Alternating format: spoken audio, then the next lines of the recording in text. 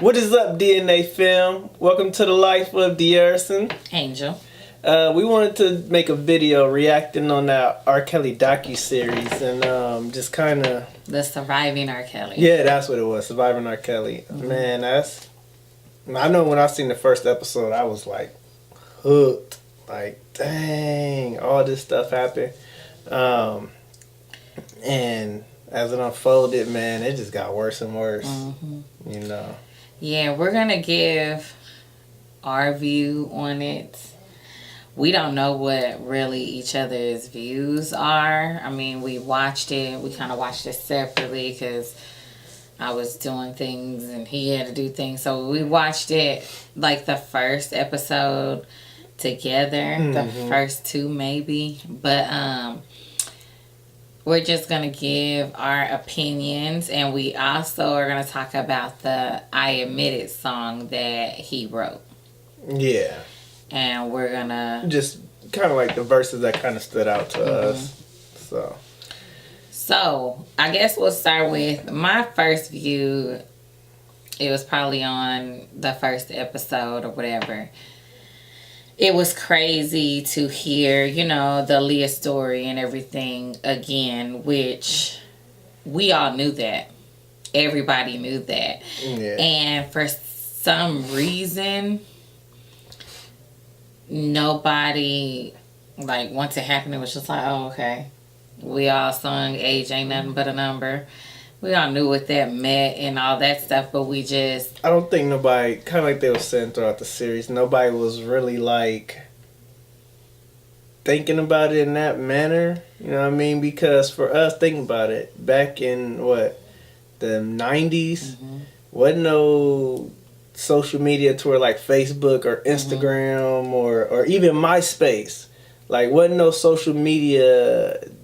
all crazy. Paparazzi was there, but they wasn't even at a point where they could snap their pictures and send it out and do stuff, you know what I mean? So, yeah, but it was interviews and they weren't like completely denying it. They're like, we're friends. And if you know the age, if I do believe was like possibly 15 and he was 27. Yeah, when on their marriage certificate it said 15. No, it said 18 because they forged it. Yeah. It said 18 to 27, but I'm assuming 27 was his real age. But you know, it was talked about. It was talked about, but everybody just kind of looked away. And I know back in the day, that's what they did. You know, not in that time, but back in the day it was okay for the younger girls to be with the men and stuff like that. They were women, you know, once they had their periods and stuff, they were women. But on that, you know, we looked away and we figured, you know, her parents knew about it and that's what it was. I'm not defending myself, but defending yourself. I'm saying because like, I wasn't an R&B person. I've never really listened to R&B, so therefore I really didn't even pay much attention to it anyway. You know what I mean? I would hear his songs, I would hear her songs, but really I heard her songs when she wasn't even messing with R. Kelly at the time. You know, she was older. You know, it was 1 in a million and all that type of stuff. And R. Kelly doing the bump and grind and all that type of stuff. I don't really recall when that came out because I just wasn't into music. You know, when they had the box and everybody sat there and ordered stuff and all that. I just really wasn't into music, especially to keep up with who was what age. But I know in that series they pointed out that other people like, you know, Elvis and Priscilla, she was like 14, 15 at the time when they was together, and other people marrying like their 13-year-old cousin and stuff. Like it was just crazy how all this was going on, but we were just kind of glossing over it as a people, you know what I mean? Especially because they had something to offer, which was good music, you know? And so moving forward, the next thing was the tape that came out.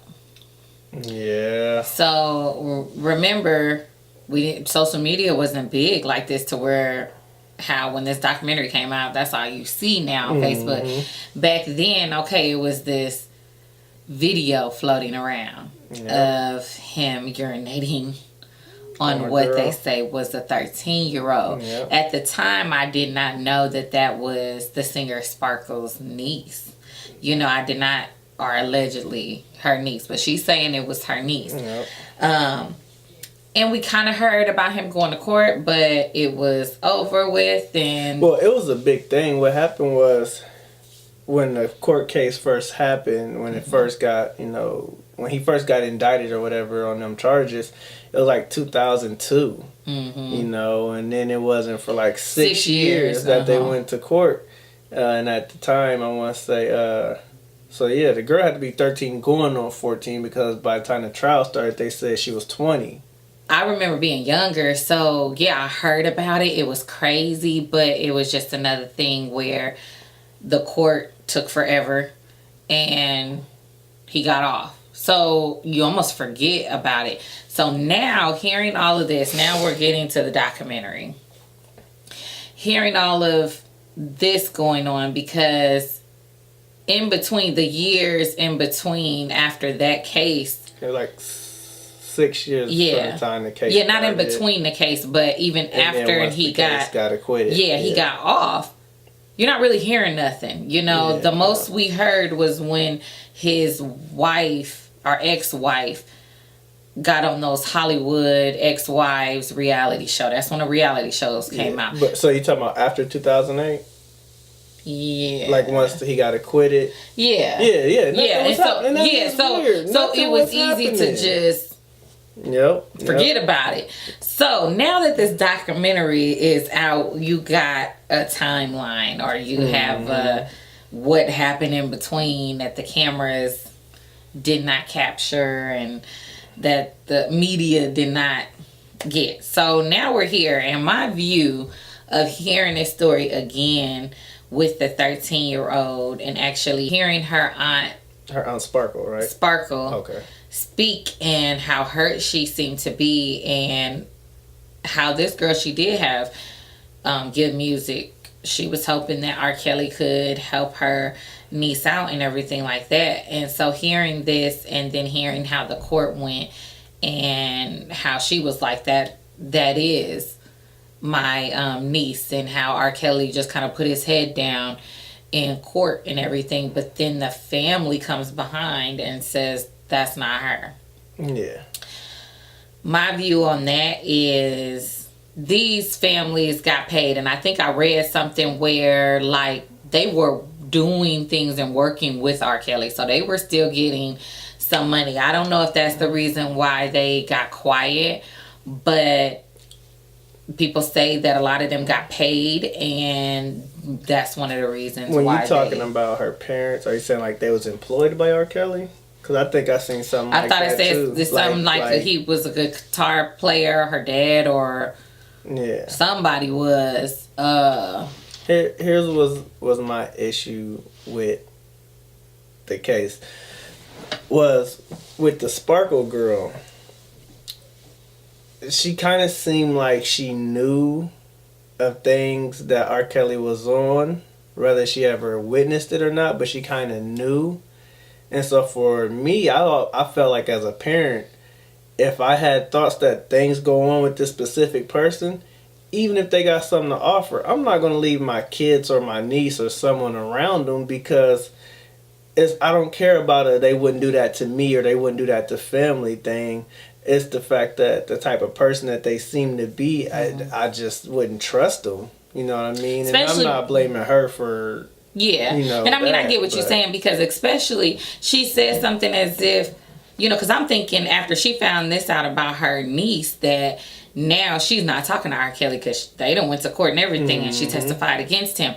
But in that documentary, she was talking about how R. Kelly's now ex-wife was knocking on the door, and he wasn't answering, and she was chilling with R. Kelly. Like Sparkle was chilling with R. Kelly, and she was knocking on the door to ask to eat. Can she come out the bedroom to eat? Yeah. And she thought that was weird. So thinking that that's weird, you know, something wrong with and it didn't sound picture. like they was like in a studio or nothing. So like, I think she said they was watching TV or something. They were in like the living room. They was in the she house. Said she kept hearing some tapping, and like finally she asked him like what is that? And he seemed like he got upset. Like what? And then he waited for a second and was like, yeah. Like was there like a code? Knock once, like. No, she said that she didn't what? say she didn't talk. She said Andrea what? And Andrea said, like, "Can I come out to get something to eat?" And he was like, "Yeah." And he's like, "Yeah." Yeah.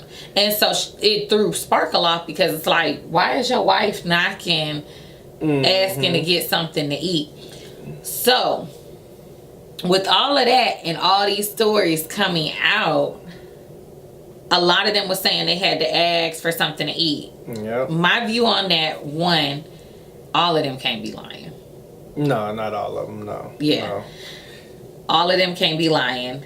And after all of that, you know, we're saying that she obviously knew that he had a wife, but at the same time, in her defense, she didn't really see nothing else. At least she didn't speak of that. She was just wondering, like, why is this girl asking for something to eat? Yeah. I can understand if R. Kelly wasn't coming on to her like that, maybe. Yeah, because it don't seem like her and R. Kelly had like a more intimate relationship. Yeah, but what she did say is when she's like this bubbly person and everything, and they would be working on a set, and she would say hi to the other workers there, and nobody would say hi back to her. She found out to speak to her. That people weren't allowed to speak to her. I don't know if this was before you introduced your niece or after, but once again, I'm thinking it was before. Yeah, but once again, you still might not be thinking this dude would mess with my niece. You still might not be thinking that, so I give you that. One thing a lot of the girls kept saying is, not only was he a manipulator, but he was a master manipulator. Like, it would start off like small thing, like, okay, y'all meet, and he seemed like the nicest person in the world, and then he do stuff like, you know, I'd like for you to call me daddy. Yeah. You know, don't call me R, or don't call me Robert or Kelly. Just, I like to be called daddy. You know, you like me, don't you? You feel like this could be something. I like to be called daddy. And you know, and then next it's like, I would like for you to dress like this. You know what I mean? And so then they start dressing. So it's real subtle. You know, and then next thing they know, he's saying stuff like, you know, you my girl, you know, I don't like when you talk to other people. It kind of make me jealous, you know, and they might look at that as a cute thing or something at first, you know, but next thing they know, they don't have no phone. They ain't talking to nobody, like, on the regular, like, and that was the start of the manipulation. Yeah, and it seems like all these girls was manipulated by him, but they all said that he was nice. He was the charmer. They all said that he is not a genius, but musical genius. A musical genius. Yeah. They all gave him a lot of credit. So when I heard that, and I heard all these ladies say that, but they say he has two different sides. Somehow he got them. Yeah. In some cases, he wooed the girls. In other cases, these parents were like, make my child a star. And he said he can, and you basically just handed your daughters off to him. And what I would say about that, if we take it back, it was clear that, and these parents probably didn't know this, R. Kelly was molested by a family member. Yeah. I do believe it's going around there. It could have been his sister. They said it was his older sister. Yeah. Take his virginity, Until the age of 14, since he was young, to the age of 14. I want to say they said 7 to the age of 14. Yeah. And this is the problem I have with that. They talked about earlier on in his career, he's in Chicago. He's coming to the high schools, picking up these young girls and all this stuff. And of course, you know, these young girls, they be fast in high school. We all know. We all was in high school. We know we got a friend that probably messed with an older dude. And nothing was really said about it. We do know that. But my problem I have with this whole entire story and then you can say your issue with the whole story. But this is my view. Okay. The man had an issue. He was sick, and a lot of people did know that around him. Yeah. He needed help. He was molested as a kid. Nobody knows how that is. And a lot of times you see the same cases where when you're molested, you end up being the molester. Yeah. Now, I would say it's definitely levels to how you were molested to where you can become somebody who then starts to become the predator and not the prey. You know, like if you were just maybe touched, then maybe not. Yeah. You know, but if it was deeper than that, then maybe then you don't want to be hurt again. Yeah. And it's all about the person too, and how they take it. Yeah. Now, one thing I will say, and I don't really want to get too deep, but it goes really deep in the black community when it comes to us as a people, just getting those checkouts, talking about our issues. You know, especially we as black men, we have to be able to open up, and it's not until a lot of time that we get older and we meet a strong black woman that we can open up with. You know, and I've shared things with my wife. You know that you know me, I got a wall up a lot of times anyway. But anyway, that you can open up and talk to, because until you open up and talk about things that you got going on, you know, I know Charlamagne got books on anxiety and stuff like that, talk about how we as black men, we have to start being more vulnerable and allowing those past issues to be talked about and so stop we can being get that over strong them. man. Stop playing that strong role, know. because if you need help, you need help. Yeah. And that gets overlooked in the black community. Mental illness is real in the black community, you know. And I remember being a freshman in high school, you know. I ain't going to tell you how long ago it was, but long enough. And trying to talk to a girl, and she had a boyfriend that was like 22. You know what I mean? I remember seeing girls pregnant, you know, when we was, you know, sophomores and juniors, and they kids' like father wasn't in school at all. I remember leaving school afterwards to walk down, you know, a specific street that was right outside of the school, and all these grown dudes, when I say grown, I don't necessarily mean like they was like 27, 28. I mean, they was 19, 20. They had recently graduated on up to about 24, 25, you know. And they were out there waiting for the girls to talk to them and stuff like that. So basically, there's a bunch of R. Kellys out there, you know. But what I want to say, and people might not like my view, and this is not me sticking up, because I got a lot to say even about the victims. But what I'm trying to say is he was sick, and all y'all knew that going around, and instead of getting this man help, especially after he got dragged in court, that's when somebody on his team, it got to stop being about money. But that's why if you famous, you need to have your family as your support, or your people that really care about you to get you that help, because I couldn't imagine somebody getting molested from the age like 7 to 14. Yeah. And dealing with that and just blocking it out. But especially by a family member. Yeah. So then how do you have family there for you when family is the one that hurts you? And that's true. That is true. So I just meant like close people, and these people that was around him, he had a whole team.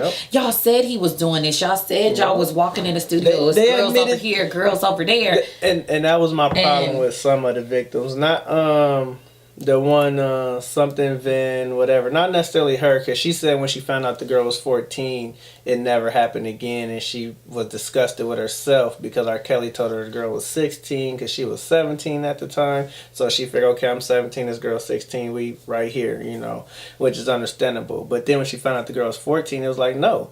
But then there was people talking about, you know, we would go to the mall and he would see a girl that looked young and he would tell me to go holler at her, go get their number, and I would do it. Like, you're just as guilty as he is. If all not more, because he's too shy to even go do it, but you going to set it up. Yeah. You know what I mean? Like, of everybody around, and I know y'all speaking out, and I don't know what y'all thoughts. I don't know. This is the problem with our people. We let the money and everything kind of take over what's right and wrong, because we've lived in poverty and stuff like that, and we don't want to go back. This the best job I got, so I ain't even finna say nothing right now. We gotta stop that, because y'all have all failed these little girls out here and boys. There's a lot of young boys that but I'm talking about this situation. Yeah. You guys failed these girls, and when y'all seen that they was kind of being abused, because y'all speaking up now, y'all could have helped these girls and also helped him. I'm not saying hang him, he just need to go to jail. He's still somebody that need help. He need help because he was them. And he, in his mind, obviously he done made that I Admit It song. He still in his mind don't feel like he was a bad person. That's just the person he was because of the stuff that he went through. Y'all could have got him some help and it wouldn't even have got this far. That's just how I feel. So that's where y'all failed, and I'm not, knocking everybody. I don't know how I would be in that situation, but now if we're coming out and feeling sorry for these people, y'all could have helped him and these girls. And that's my personal view on it. Now, the parents. Let's get to the parents. Some of y'all parents that actually took some money to hush. Nah. Listen. He don't call himself. And that's what's so crazy, that through his music, he's been admitting to things. Before this I Admit It song, when he was calling himself the Pied Piper. Like, a lot of people don't know the Pied Piper was somebody, like, it was a song written about a man where this village was infested with rats. And they paid this man to get rid of the rats, okay? He came, he played his little flute, and he got the rats out. He got rid of them. But when it came time to pay up, the people didn't want to pay him. So he came back the next day, and he played his flute and took all their kids. And they never seen their kids again. The Pied Piper. If you don't get that analogy, I don't know what to tell you. So basically, y'all, that's the reason why y'all can't see y'all kids right now, is because this is exactly what he was doing. But to me, I'm almost feeling like all his music stuff was a cry for help too. It's kind of like how they say is serial killers leave breadcrumbs because they want to get caught. You know what I mean? Not so that they want to get caught so that they can go to jail and all of that, but they're doing things because they need to get caught. Not. Some take it as a thrill, but some people it is a cry for help because they can't protect themselves. They can't help themselves.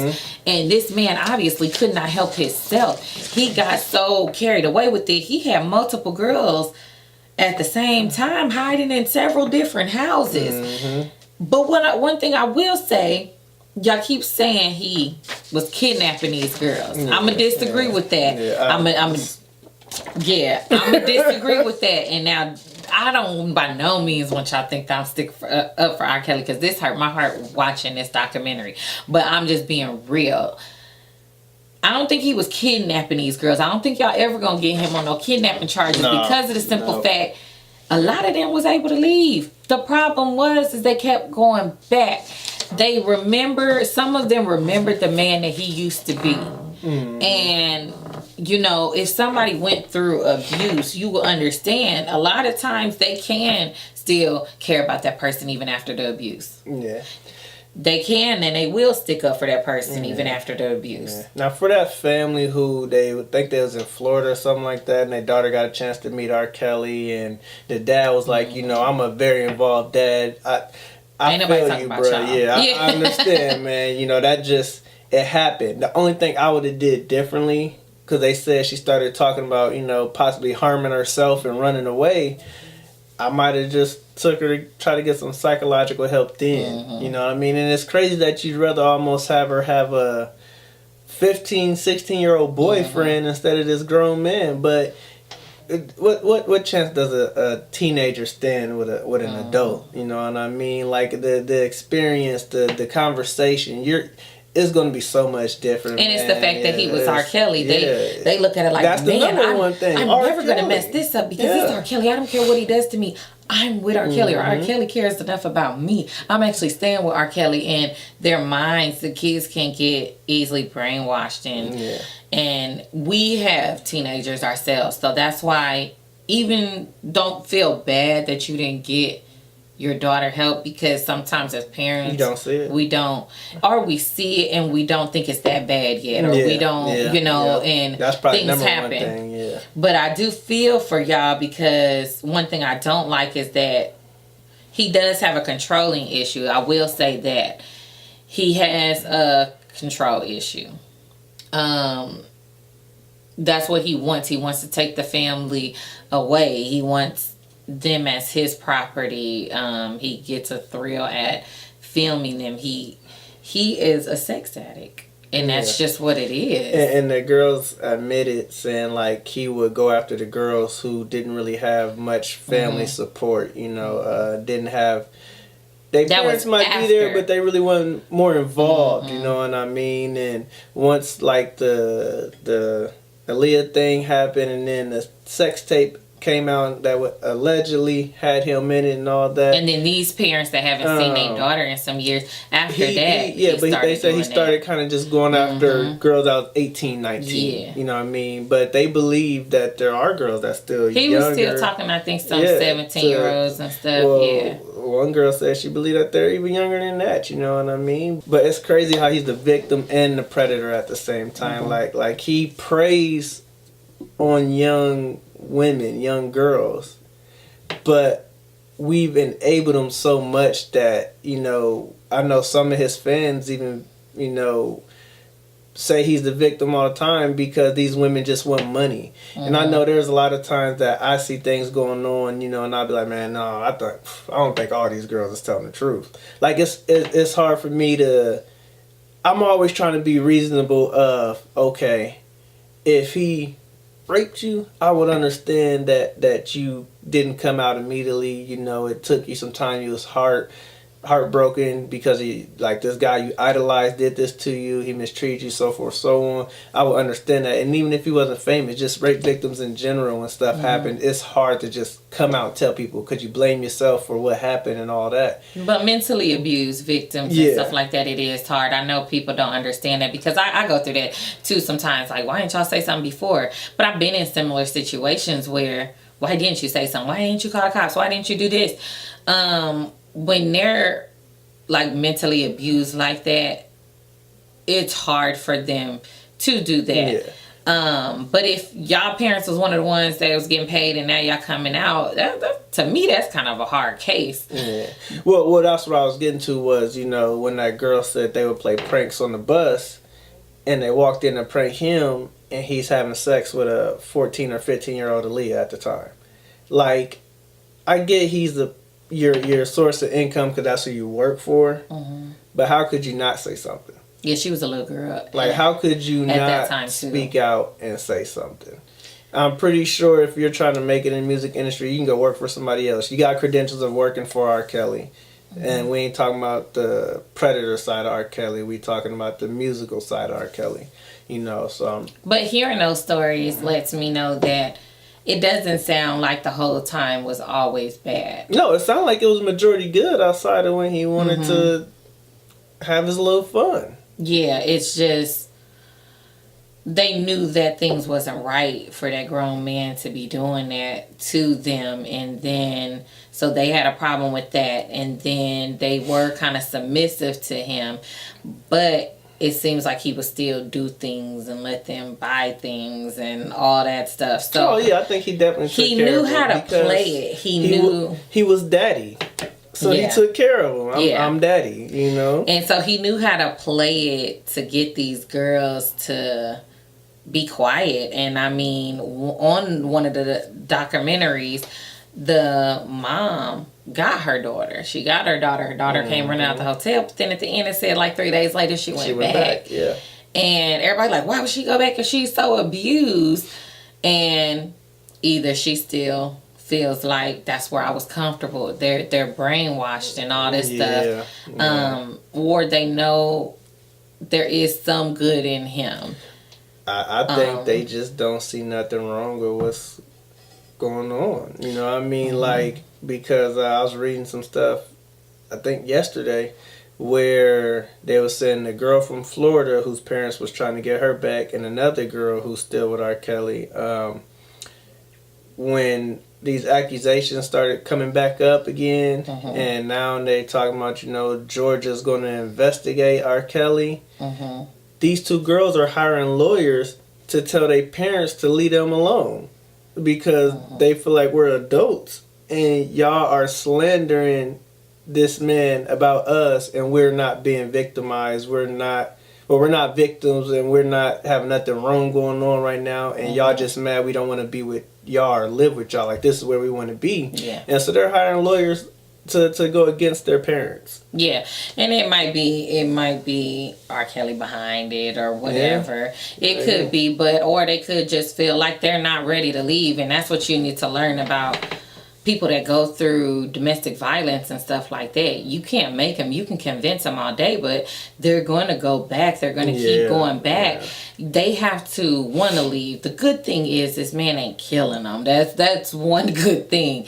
But he might not be killing them physically. Yeah, but mentally, yes, he could be destroying them. Have some scars. And they gotta want to leave. But as parents and as the black community, we have to teach these young girls how they supposed to be treated, though, because a lot of these girls think that this is okay because some of them were, you know, had single parent homes and stuff like that, so they don't know how a man is supposed to act. And when you take it all the way back to Chicago, and, you know, I lived around the St. Louis area and everything, I know how it is, and I know how our black community is when it comes to some men. They moms could have been with men that treat them like dogs, and they thought this is okay. So what is R. Kelly? This is how our men act. Especially if the mom stuck around through the abuse and through whatever else, and the kids were witnessing all of it. Yeah, so we have to be examples to our young children. And even if your kid didn't get snatched up by R. Kelly, right now is the time to teach these young girls. Show them the documentary. Show them the documentary. And also start watching what your girls wear and everything. I'm not saying that's any reason to get treated like this or men to pick them up. But I'm sorry, when I see these little girls looking just as grown as me, and I can go into high school and they think I'm a high schooler too, that becomes a problem. And it is very tempting. And then they have these grown mindsets too, and so they attract grown men, and they are attracted to older men. A lot of times what you're saying is what you wear can attract the wrong attention. Yeah, it's just how you carry yourself. It's one thing if you're just a mature young girl, but you gotta know that when your kids is hanging out and doing all kind of stuff and partying, trust me, there's always a R. Kelly around there. You know what I mean? So you as parents, we have to watch our children and really pay close attention to them. I do commend the parents that were fighting for their daughter, Israel or something. And then there's some other parents that was fighting for their daughters. They look like a 2-parent home, and I can't really say nothing with y'all because I feel like y'all got set up and tricked. I do feel like that. But right now, the most you can do is pray for your kids and go from there. Because to me, it seemed like the system done failed y'all and everything. Like if she's not going to come out that studio, then obviously, I guess it's nothing y'all can do. I mean, one of the girls said eventually they'll get tired. And it usually happens when he's tired of you, because he'll just start bringing a different girl around and spending more time with her. Start feeling left out. And they got still some growing to do. They still got some growing. Some of these girls that left, they was grown when they met him. So once they took enough, they was like, man, this ain't it. This ain't it. So it might just take time. But all I'm saying is, for those of y'all that still work with R. Kelly, he need help. He needs help. If he doesn't get caught from all of this. This was so crazy. Jada Pickens, posted a thing on Instagram saying, how is this man making more money since the little docuseries came out, Surviving R. Kelly?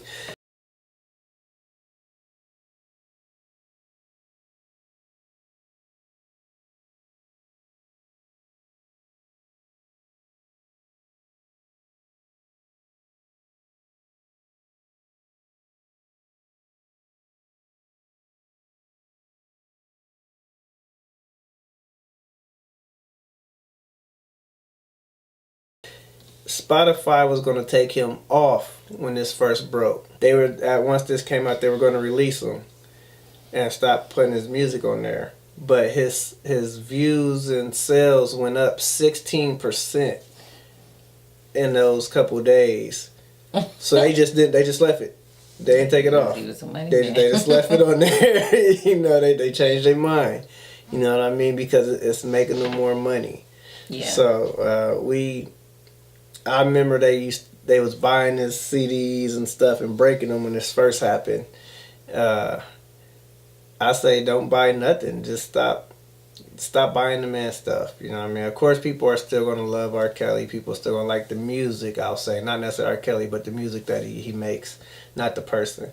But for any of those younger girls out here who don't understand, like, you know,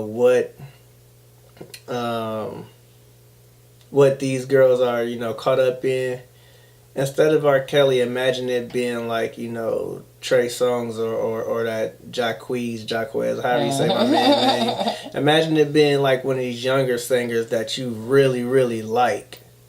And when you meet them, you know, say you 14, 15 and you meet him and you go back to his hotel room, you know, and y'all hang out or whatever, you know, and y'all exchange numbers, and he tell you he gonna be around in about a week, and y'all been texting and talking for about a week, talking to each other. So finally he pops up, and he wants you to do stuff with him and his friends. Mm-hmm. You know what I mean? And play you. You know what I mean? And you go through with it because you feel like this is what he wants.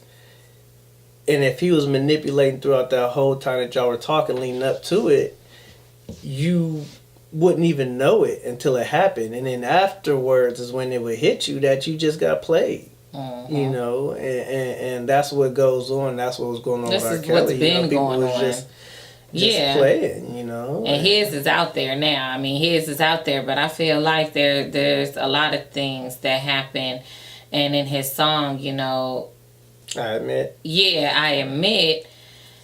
know, he said something about, you know, support your people, you know, because he black. You know, black people should support him. Oh. But one thing I would say, R. Kelly, you have to take care of the black women, too. Yeah, well, this is one of the kind of, I think, I know what she's saying. Mm-hmm. He said, why would we want to tear one another down? Let me see. Why would they want to tear another brother? Women show black men some love. Because black men, we go through enough. How can we get up off the ground? We study tearing each other down.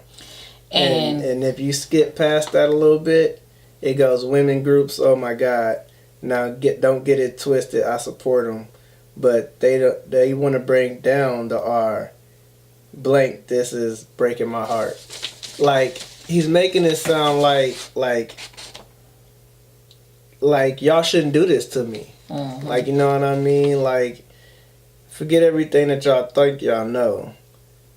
Y'all shouldn't do this to me because it's not been proven. You know what I mean? Yeah, and so what I was saying about that is that he, like, you're saying don't do this, and although I feel like I support the women's group too, but there's some stories that make you be like, that why did you even go to this person's house and take off your clothes anyways, and now you mad.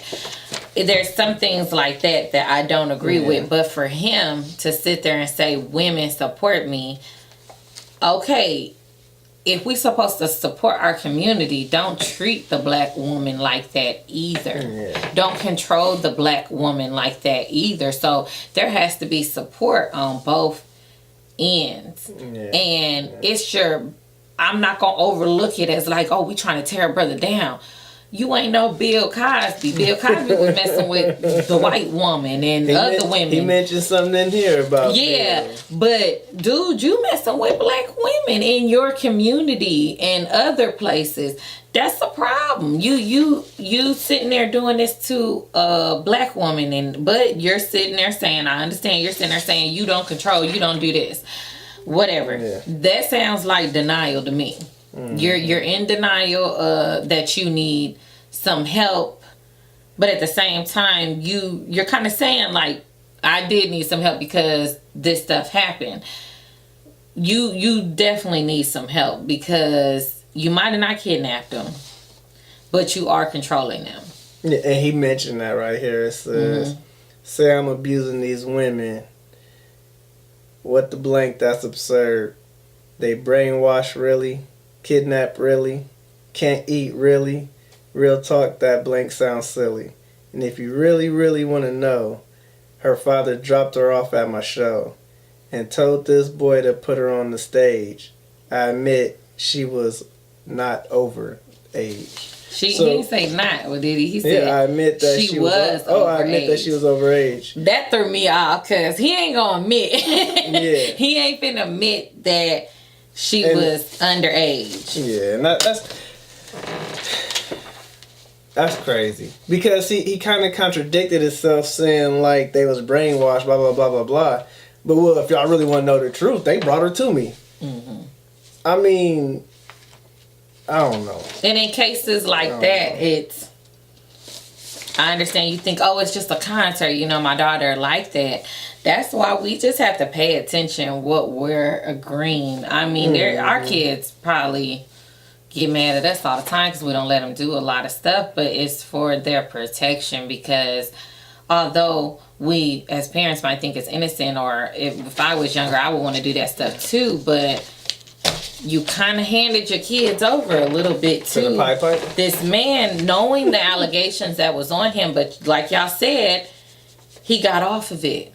Yeah. So we didn't think nothing of it. He was acquitted, so maybe it really wasn't him, and my daughter can become famous. Mm-hmm. That was the caveat. The whole thing, thinking like what you could gain out of it, and not thinking about what you could lose. Mm-hmm. And the last part I want to point out, you know, something out of the song. It says, I admit I blink with the ladies. That's both older and younger ladies. But tell me how they call it pedophile because of that blank is crazy. And then he pretty much said everybody got their opinions and y'all want them to go to jail for y'all opinions. Dude, you was on an interview with Torre and he asked you, do you like teenage girls? And you cracked a little smile. I was like, what age girls? What do you mean teenage girls? Yeah, you shouldn't have to ask. And he was like, teenage girls. He was like, well, if you mean like 19, yeah. Like, it was so... Honest. Like, man, you was fighting yourself to say the right thing. But you know you're not going to say the wrong thing. Mm-hmm. Everybody know you done messed with little girls. Aaliyah was not of age and you married her. So we'll just put that out there. You ain't finna admit to nothing else. You do mess with younger girls. And when you say pedophile, they wouldn't call you no pedophile if these girls was 19. Yeah. You wouldn't be considered a pedophile. Even if they was 18, you probably wouldn't be considered a pedophile. Exactly. So... you know what we talking about. Mm-hmm. But I will go in the song. You said, remember that I'm human. Yeah. Yes, people make mistakes. And I'm going to take it back. And I'm going to we might end on this. I don't know if he has something else to say. But this is how I looked at the whole situation. I felt sorry for everybody that was involved. Yeah. The parents, the girls. I would never want to go through what y'all going through. I know I ain't a perfect parent and it could have easily happened to me or my child. So things happen and this has happened to y'all kids and I'm sorry for that. And then taking it to R. Kelly, I still feel some type of sympathy a little bit because of the simple fact. Let's not imagine adult R. Kelly.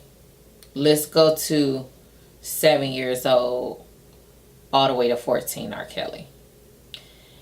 And that trauma that happens in several homes and several families, and it gets swept under the rug. He's still almost that kid that's going through something. And he took that on to his adult age because he never got the help that he needed. Same as these little girls and now women. They're scarred by what happened to them.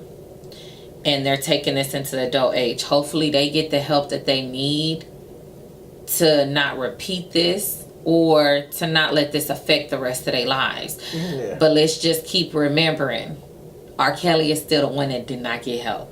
Mm-hmm. He's still... So if I take it, because now y'all be like, well, you grown now. You just got to sit there and, you know, not do that. It don't work like that. An addict is an addict. Yeah. An alcoholic can't stop drinking. You know what I mean?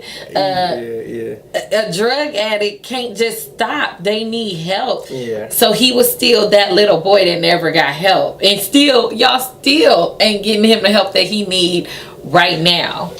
Man, I agree with you, but I'm kind of... You still disagreeing? I'm with you, but I'm not with you when it comes to R. Kelly, because, like, I'm one of them people that feel like, dude, you what, 50? Close to 50? In your 50s? All this going on, man. You gotta stop. You know what I mean? I feel that way too, but it's easy. But it's obviously he can't. Yeah, and I know so that. And I know help. That. But I mean...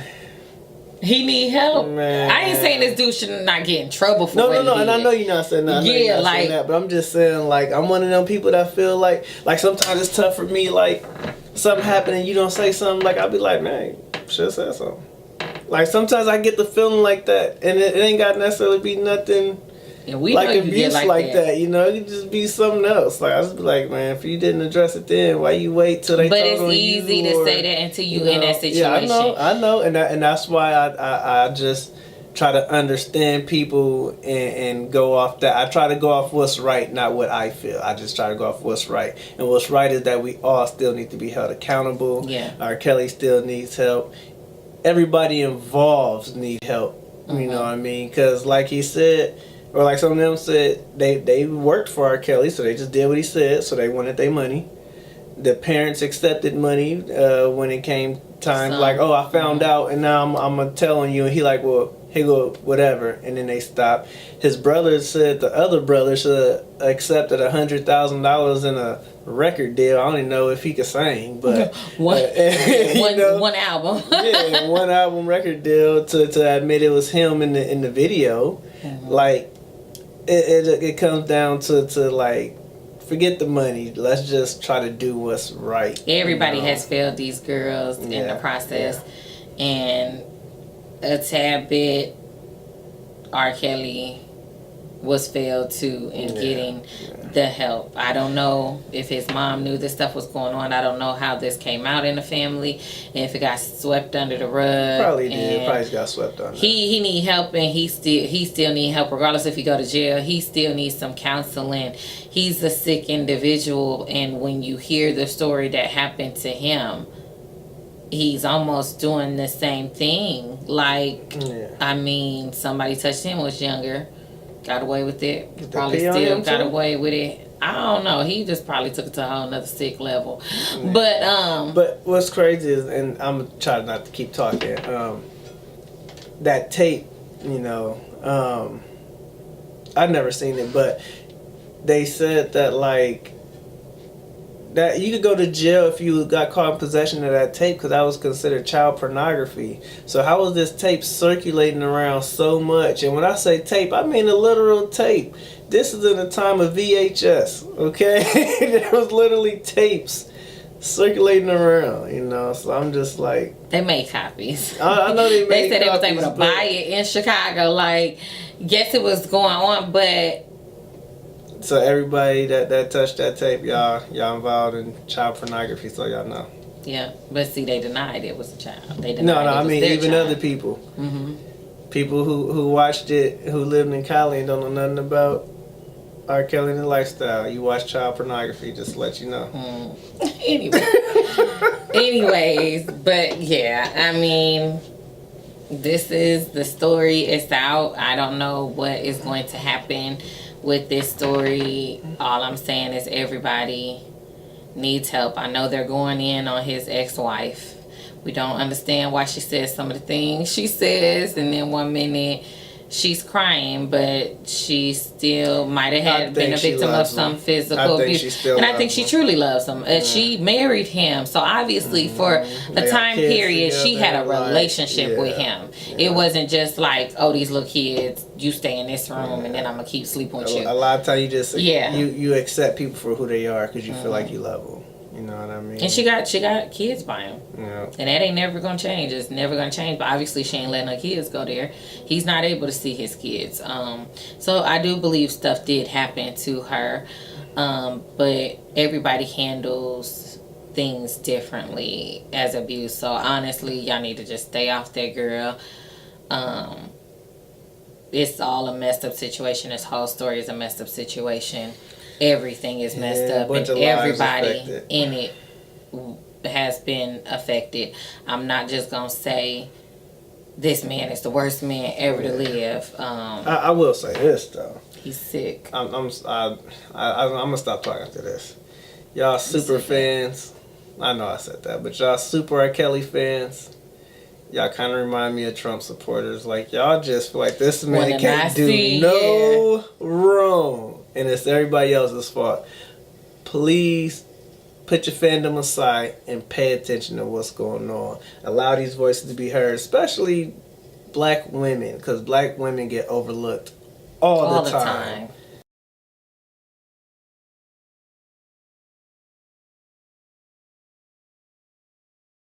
Allow their voices to be heard and not be like, well, she probably would have been whatever anyway. She probably would have been on drugs.